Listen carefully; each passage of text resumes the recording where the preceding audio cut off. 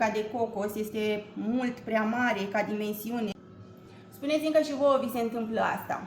Am această cutie cu această componență pentru că asta a fost dorința unei cliente.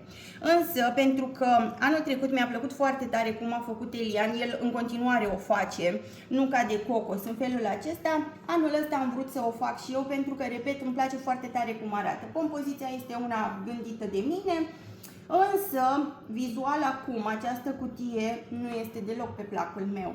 Nuca de cocos este mult prea mare ca dimensiune față de toate celelalte fructe.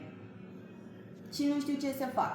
Să continui să fac nuca de cocos în dimensiunea asta, să găsesc altă soluție.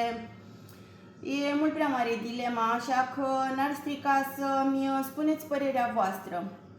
Să continui să fac nuca de cocos așa sau să o fac mai mică sau să nu mai fac deloc? Voi ce ziceți?